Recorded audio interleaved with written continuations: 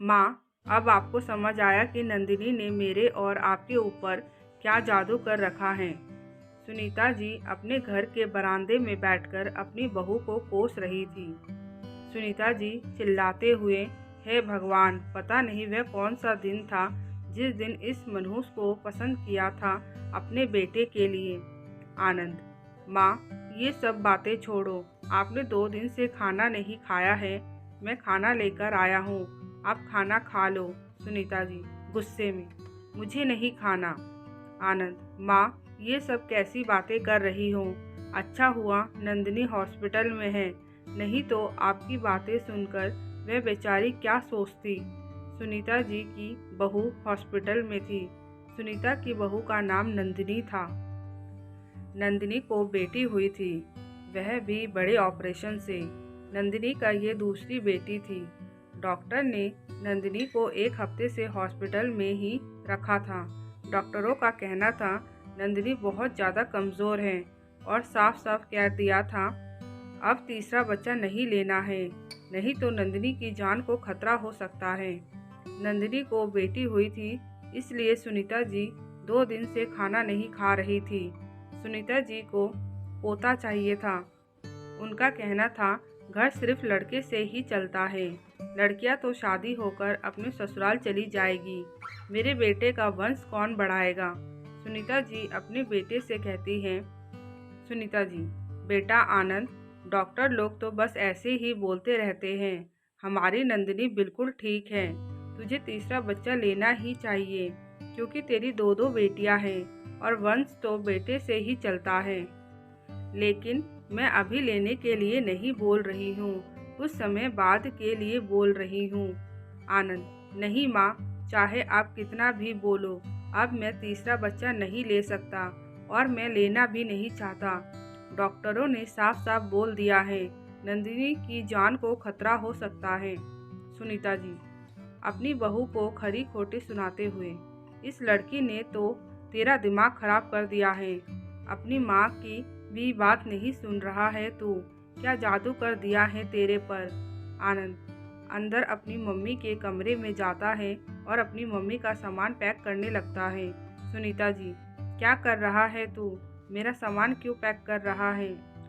आनंद, mummy, मैं आपको कुछ दिनों के लिए बड़े भैया के यहाँ पर छोड़ने जा रहा हूँ, क्योंकि आप गुस्से में हो और नंदिनी की तबीयत ठीक नहीं है। कल मैं नंदिनी को लेकर आऊँगा।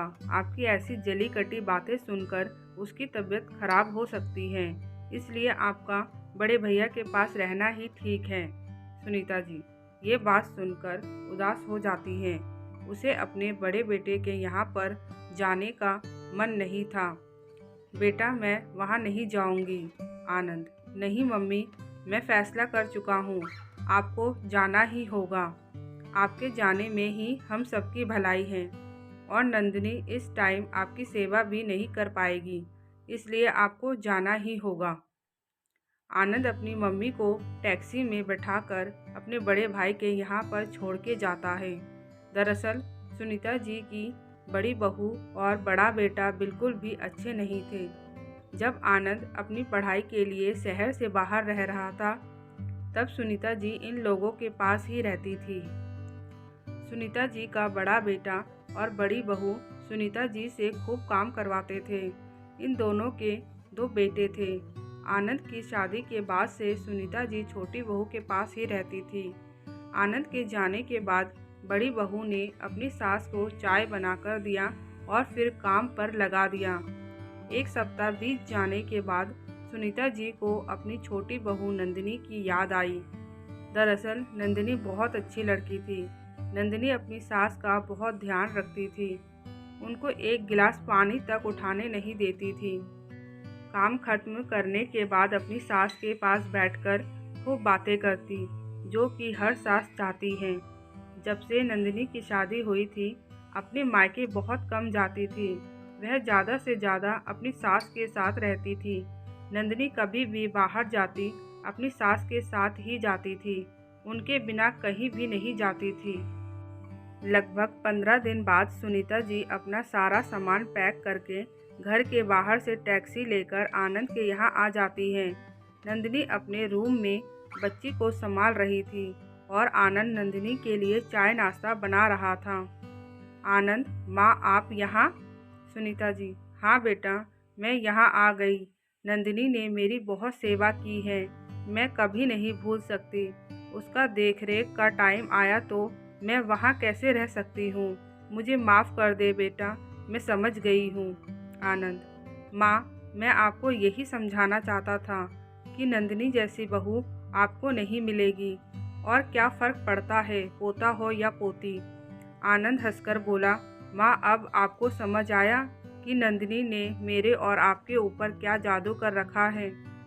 जाओ नंदिनी के पास जाकर बैठो, नंदिनी आपका इंतज़ार कर रही है।